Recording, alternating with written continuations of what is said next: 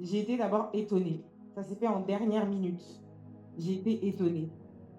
Mais il y a une voix qui m'a dit à l'intérieur de moi, Candide, cette année, tu as décidé de te voir comme Dieu te voit. Et quand c'est le temps de Dieu, c'est le temps de Dieu. C'est-à-dire que même si de ma propre force, je ne peux pas parce que j'ai des faiblesses, mais je sais que c'est le temps de Dieu. Et à cause de ça, et par rapport à ça et grâce à ça, je suis aujourd'hui au devant de vous. Que le nom de Dieu soit béni.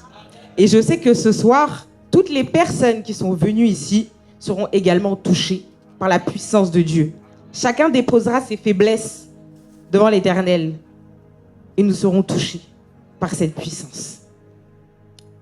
Le thème de ce soir est un thème très touchant et très pertinent.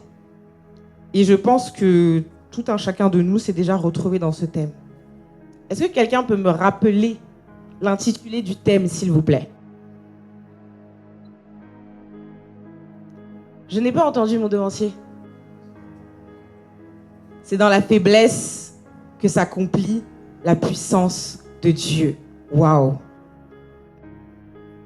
Après toutes les choses que nous avons vécues, toutes les situations difficiles, toutes les situations compliquées, toutes nos faiblesses aujourd'hui que nous avons portées ici devant le Christ, il nous dit que par cela, nous allons être remplis de sa puissance.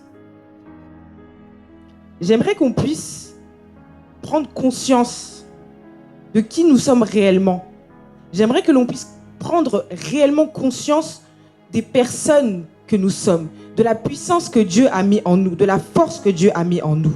J'aimerais que l'on puisse prendre conscience de ça ce soir. Il y a un personnage que j'apprécie beaucoup. C'est le personnage de Job. Le personnage de Job. Dites-vous, aujourd'hui, vous, à votre personne aujourd'hui, en 2026, dans la France dure de Macron, comme on dit, on souffre dans la France dure de Macron. L'Éternel permet que dans ta vie, devancier Emmanuel, que tu perdes tout ce que tu as. Job a perdu ses biens. Job a perdu ses enfants. Job a perdu son travail. Job a tout perdu. Tout. Et il faut savoir qu'à cette époque-là, il n'y a pas les allocations chômage. Il n'y a pas la CAF. Il n'y a pas tout ce qui est secours catholique. Il n'y a pas. Quand tu n'as pas, tu manges le sable. Tu manges les cailloux parce que tu n'as pas. Mais est-ce que aujourd'hui, en cette année 2026, si l'Éternel vient au-devant de toi, ma sœur, et qu'il te prend tout, comment est-ce que tu vas réagir? C'est la question qu'on doit se poser. Comment est-ce que vous allez réagir en 2026 dans la France de Macron, où tout le monde souffre, où personne n'arrive à joindre les deux bouts à la fin du mois? On souffre, on n'a pas d'essence, on mange des pâtes, on est fatigué. Comment est-ce qu'on va réagir sincèrement? Mais ce qui est fort avec le personnage de Job, c'est que Job a dit à l'Éternel, Seigneur, c'est toi qui m'as donné. Maintenant, tu as repris. Que le nom de l'Éternel soit béni. Seigneur, cette force-là que tu m'as donnée de supporter, je te dis merci et que ton nom soit béni. Job ne s'est pas révolté contre Dieu. À aucun moment, Job s'est révolté contre Dieu. La parole de Dieu nous dit que Job a béni le nom du Seigneur. Dans ce moment de faiblesse, Job a béni le nom du Seigneur. Et Dieu s'est manifesté, s'est glorifié dans sa vie. Il a accompli sa pleine puissance dans la vie de Job. J'aimerais que quelqu'un puisse prendre le verset du jour, s'il vous plaît. 2 Corinthiens 12, verset 9.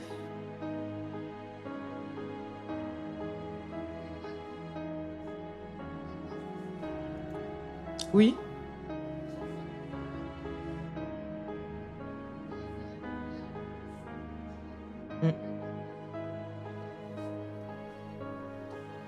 Amen. J'aimerais que chacun puisse dire à son voisin, la grâce de l'Éternel te suffit.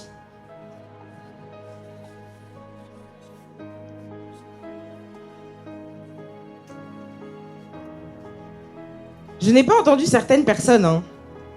Je n'ai pas entendu certaines personnes. Dites à votre voisin, la grâce de l'Éternel me suffit. C'est dans la faiblesse que s'accomplit la pleine puissance de Dieu. Ok, on peut y aller maintenant. Qu'est-ce que la faiblesse? La faiblesse, c'est quoi? On est en interaction. Et le Holy Michael l'a si bien dit, l'Éternel ne nous a pas donné un esprit de timidité. Jamais. Lorsque la parole de Dieu est en train d'être déversée, osez en Christ, parlez, répondez. La faiblesse, c'est quoi?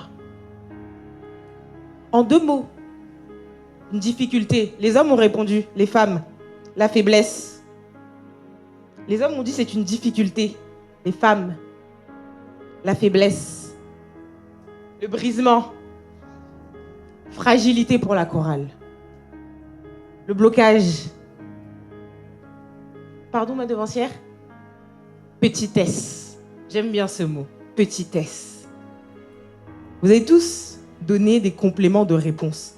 Et effectivement, la faiblesse englobe tous les mots que vous avez donnés. La faiblesse, c'est un manque de force.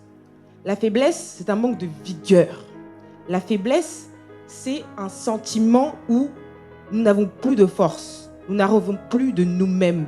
Nous avons besoin d'un soutien. Nous avons besoin d'une tierce personne parce que de notre propre force, nous n'arrivons plus, nous ne pouvons plus. C'est ça la faiblesse. Mais nous allons distinguer 2 types de faiblesse. Nous avons la faiblesse qui va toucher notre corps directement, notre enveloppe corporelle, qui est la faiblesse charnelle. Et cette faiblesse-là, moi j'aimerais dire que c'est la faiblesse de tous les jours. On est toujours fatigué, la flemme. Je pense que même certains, avant de venir à cette veillée, après une longue journée de travail difficile, j'ai la flemme. Mais je sais parce que je me reconnais dedans. Donc, c'est difficile. J'ai la flemme, je suis fatiguée. Et le fléau qui nous touche ces temps-ci, c'est j'ai pas d'essence. Dans la France de Macron, j'ai pas d'essence, c'est dur. Cette faiblesse-là nous touche tous. Ensuite, nous avons la faiblesse spirituelle, j'ai envie de dire. Et cette faiblesse-là, dans notre marche avec le Christ, automatiquement, nous allons la rencontrer. Personne ne peut dire que dans sa marche avec Christ, qu'il n'a jamais rencontré cette faiblesse ou qu'il ne la rencontrera jamais, pardon. C'est une faiblesse qui fait mal. C'est une faiblesse qui est dure à encaisser. Mais c'est cette faiblesse-là qui permet que nous soyons forts. C'est cette faiblesse-là qui permet que la puissance de Dieu puisse se manifester pleinement dans notre vie. C'est cette faiblesse-là. Et ces faiblesses-là peuvent mener, la faiblesse spirituelle peut mener des réels problèmes. C'est-à-dire on n'est plus au terme de problèmes potentiels, nous sommes à des problèmes réels. Des fléaux que nous vivons aujourd'hui. Et le devancier Michael qui m'a devancé a parlé de cela. Il a parlé des addictions. Que Dieu le bénisse.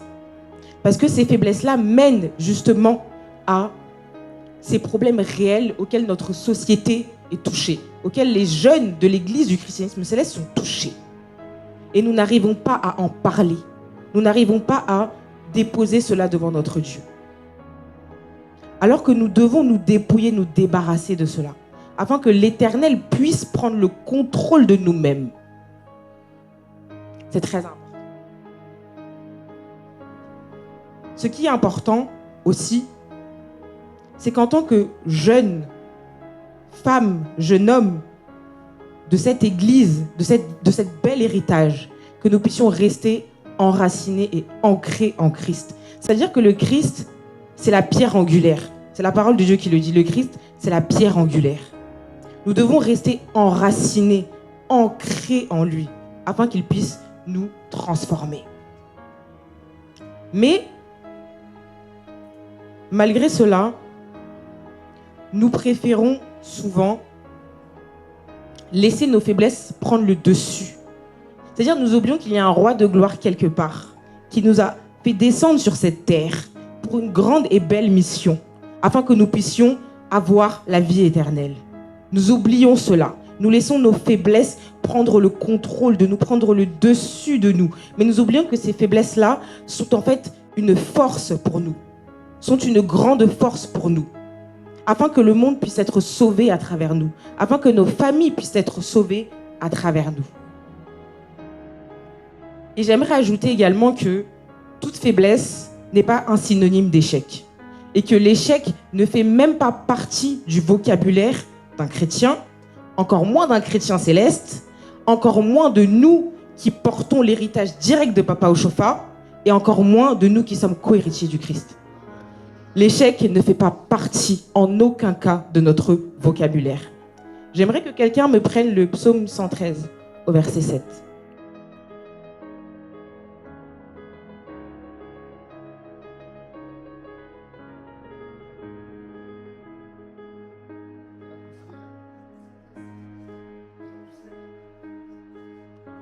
C'est ça.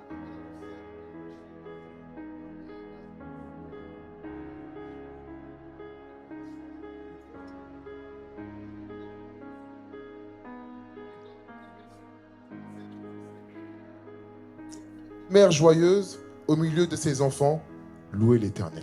Alléluia, mon devancier. J'aimerais que tu puisses reprendre avec le micro, que le peuple de Dieu entende. Donc au verset 7. De la poussière, il retire le pauvre. Du fumier, il relève l'indigent pour les faire asseoir avec les grands de son peuple. Il donne une maison à celle qui était stérile. Il en fait une mère joyeuse au milieu de ses enfants. Louez l'Éternel. Amen. Vous avez entendu la parole de Dieu. Vous avez entendu ce que l'Éternel a dit. C'est-à-dire que malgré nos imperfections, malgré nos faiblesses, de la poussière, l'Éternel nous prend. Il nous relève et il nous fait asseoir à la table des grands. De la poussière, l'Éternel nous prend et il nous fait asseoir à la table des grands. Il nous fait siéger dans les hauts lieux, dans les hautes sphères de la poussière. Est-ce que vous savez ce qu'est la poussière? J'ai pas l'impression. J'ai vraiment pas l'impression. Est-ce que vous savez ce qu'est la poussière? La poussière qu'on balaye tous les jours. La poussière. C'est-à-dire que tu marches, il y a la poussière, tu fais ça. C'est ce que nous représentons, cette poussière. Que toute personne balaye. Que le monde balaye chaque jour. C'est nous, cette poussière-là. Mais l'Éternel est tellement merveilleux que de cette poussière-là, il en fait des grandes choses. De cette poussière-là, il nous propulse. De cette poussière-là, il nous envoie. De cette poussière-là, il nous missionne. L'Éternel fait de grandes choses. Et j'aimerais que l'on puisse prendre conscience de cela. À travers la lecture du jour, juste au-dessus, je pense que c'est le verset 8 de 2 Corinthiens 9, juste le verset 8, là où Paul dit qu'il a prié 3 fois.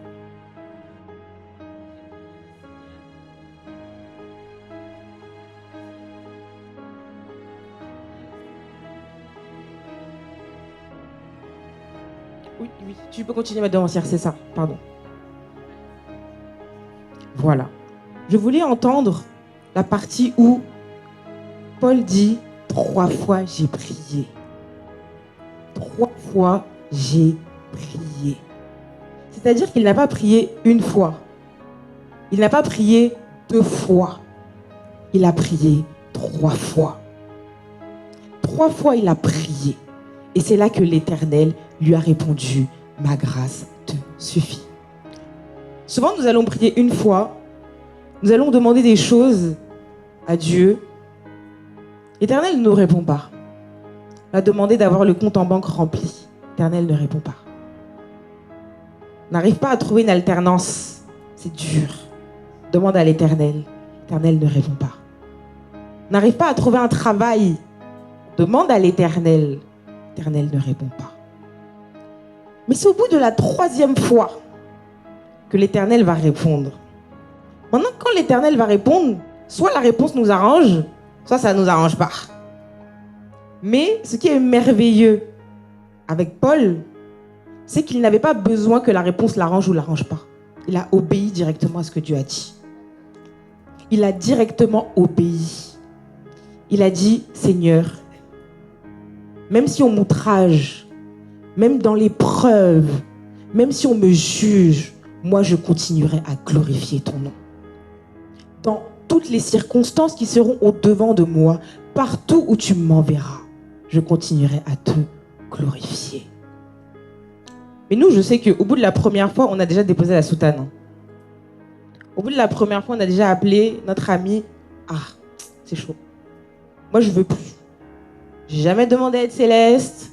J'ai jamais demandé à être dans cette congrégation. Je sais pas. J'ai rien demandé. Je veux plus. On abandonne directement.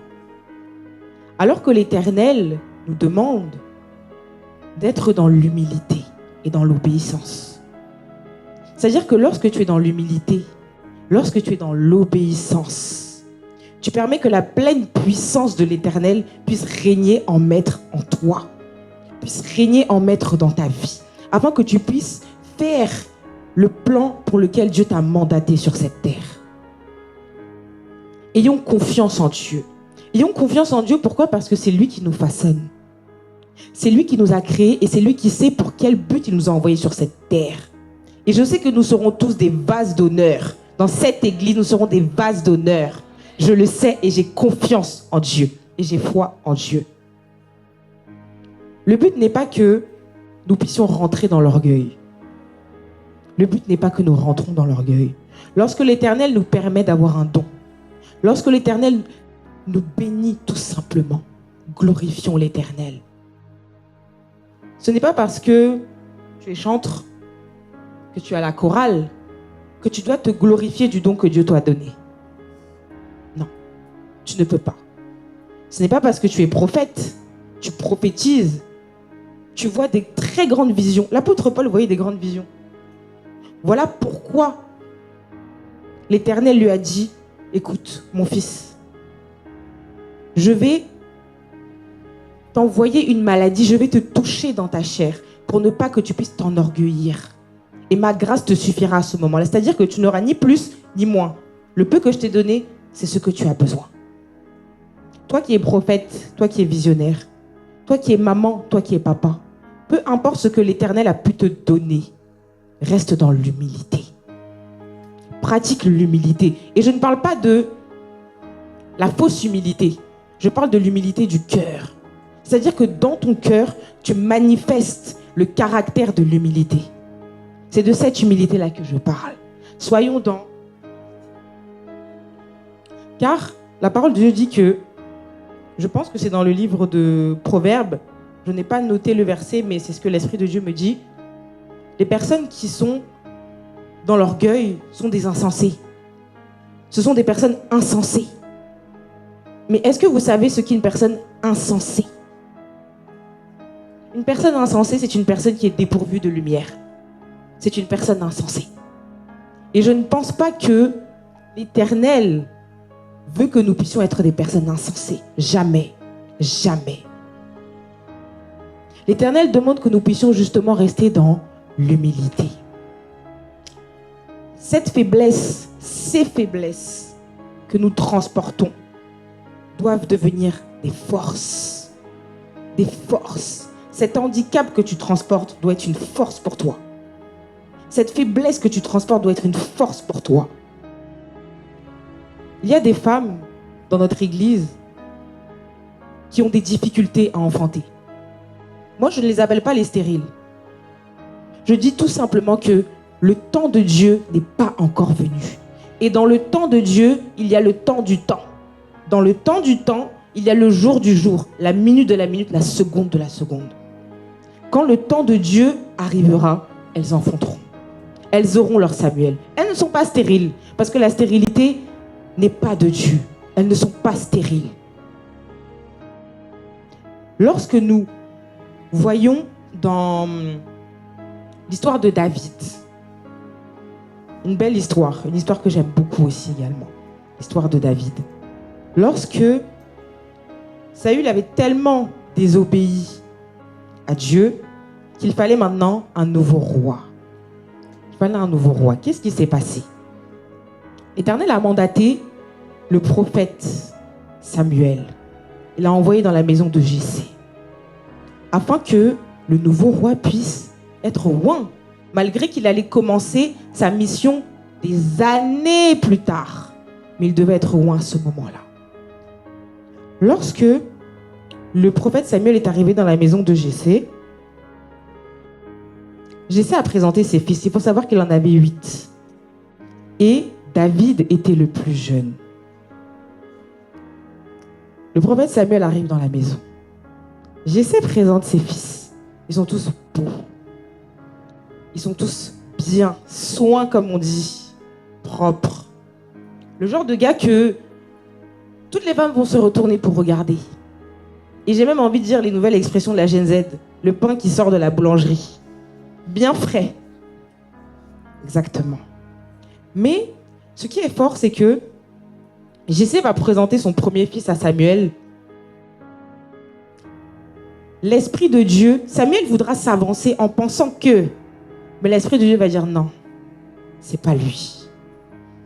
Et l'Éternel va répondre que il ne regarde pas à l'apparence, il regarde au cœur qui sont favorables. Il va avoir un petit vaurien, comme on dit en français, un vaurien, qui s'occupe du troupeau. Et c'est lui que l'Éternel va choisir. Pourquoi? Parce que son cœur était dans l'humilité.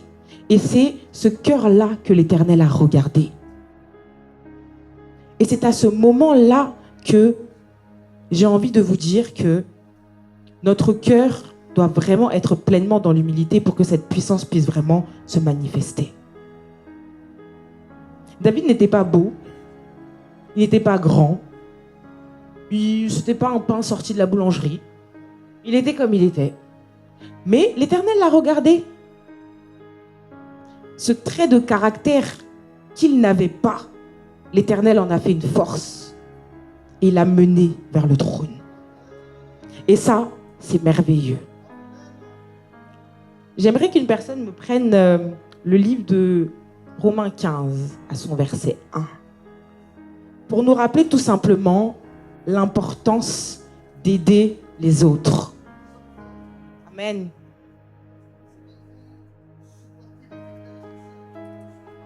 Amen.